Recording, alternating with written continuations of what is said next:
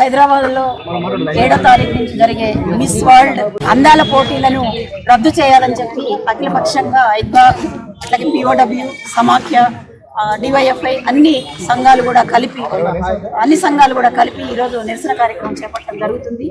ఇది కేవలం కార్పొరేట్ శక్తులు వాళ్ళ వ్యాపారాన్ని, భారతదేశం పెద్ద మార్కెట్ కాబట్టి భారతదేశ మహిళలపైన మార్కెట్ శక్తులు అంటే వినిమయ వస్తువుల్ని అమ్ముకోవటం కోసం కార్పొరేట్ శక్తులు, విదేశీ సంస్కృతి, సామ్రాజ్యవాదులు అందాల పోటీలు తీసుకొచ్చి హైదరాబాద్లో నిర్వహిస్తున్న సందర్భం ఇది.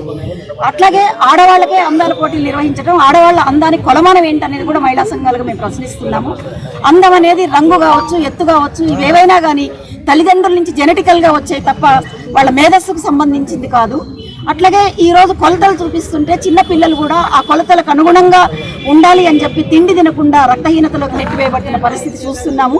తినటానికి ఆహారం లేని ఇప్పుడే అభివృద్ధి చెందుతున్న దేశమైన భారతదేశం ప్రపంచ దేశాలతోటి, అభివృద్ధి చెందుతున్న దేశాలతో ఏ రకంగా పోటీ పడగలదు? అట్లాగే అసలు ఈ పోటీలు ఏంటి? ఆడది అంటే అందం ఎట్లా నిర్ణయిస్తారు? ఖచ్చితంగా అంగవైకల్యం ఉండి సక్సెస్ అయిన మహిళలు అందగత్తెలే. అట్లాగే నిన్నగాక మొన్న సునీత విలియమ్స్ అన్ని నెలలు అంతరిక్షంలో ఉండి వచ్చింది. ఆమె ఫిజికల్గా అందంగా లేదు, కానీ ఆమె ఈరోజు ప్రపంచ దేశాలు మొత్తంలో కూడా హీరోయిన్గా ఉంది. హీరోయిన్లు ఉంటే 4 రోజులు ఆ స్కిన్ లేదా వయస్సు అయిపోయిన దాకా సక్సెస్ కావచ్చు, తర్వాత వెలిసిపోయిన సందర్భం మనం చూస్తున్నాం. కానీ సైంటిస్టులు కానీ, మేధస్సు ఉన్న వాళ్ళు కానీ వీళ్ళందరినీ పరిగణనలోకి తీసుకోవాలి తప్ప కేవలం శారీరక ఆకృతిని చూపించి అందాల పోటీలు పెట్టడం కరెక్ట్ కాదు అనేది మా సంఘాలుగా మేము ఖచ్చితంగా దీన్ని ఆపాలి అనేది విజ్ఞప్తి చేస్తున్నాము. అదే సందర్భంలో రేవంత్ రెడ్డి గారు గతంలో కార్ల రేసులు టీఆర్ఎస్ ప్రభుత్వంలో ఉన్నప్పుడు హైదరాబాద్లో పెట్టినప్పుడు దాన్ని విమర్శించారు. అన్ని కోట్లు ఖర్చు పెట్టడం ఎందుకు అని అడిగారు. కానీ ఈ రోజు ఆయన చేస్తున్న పరిస్థితి ఏంటి? మహిళలకి 2,500 రూపాయలు వేస్తామని చెప్పారు, లేదా రైతులకి రద్దు చేస్తామన్నారు, రుణమాఫీ చేస్తామన్నారు, వాటికి డబ్బులు లేవు. కానీ ఈరోజు అందాల పోటీలు పెట్టడానికి మాత్రం 100 కోట్ల డబ్బులు ఎక్కడి నుంచి వచ్చాయి? పేదలకు ఇవ్వడానికి, పేద మహిళలకు ఇవ్వడానికి, వ్యవసాయ కార్మిక మహిళలకు ఇవ్వడానికి లేవు, పెన్షన్లు పెంచడానికి లేదు. కానీ అందాల పోటీలకు మాత్రం డబ్బులు ఎక్కడి నుంచి వస్తున్నాయి?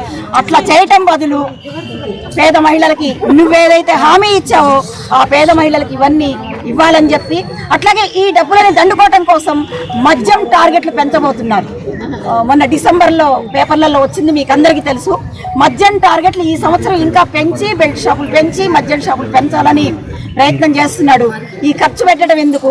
పేద మహిళల గురించి ఆలోచించకుండా మళ్ళీ ఆ మహిళల భర్తలు తాగేటట్టుగా టార్గెట్లు పెట్టడం ఎందుకు అనేది మేము వ్యతిరేకిస్తున్నాము. అన్ని సంఘాలుగా వ్యతిరేకిస్తున్నాం. ఖచ్చితంగా ఖమ్మం జిల్లాకు మాత్రం అన్ని జిల్లాలకి విదేశీ మహిళల్ని తీసుకొచ్చి తిప్పుతామని చెప్తున్నాడు. ఏం చేస్తారు వాళ్ళు వచ్చని మేము ప్రశ్నిస్తున్నాం. మేము పోరాడే సంఘం, ఆడవాళ్ళ హక్కుల కోసం పోరాడుతున్నాం. వాళ్ళు వచ్చి వాళ్ళ అందచందాలు చూపించి ఏం నేర్పిస్తారు?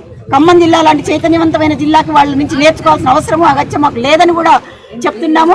ఈ జిల్లాకి కనుక విదేశీ మహిళల్ని తీసుకొస్తే, ఏ జిల్లాకి రావాల్సిన అవసరం లేదు, ప్రత్యేకించి ఈ జిల్లాకి కనుక ఏ విదేశీ మహిళైనా తీసుకొస్తే మేమందరం కూడా అడ్డుకుంటామని చెప్పి ముందుగానే హెచ్చరిస్తున్నాం.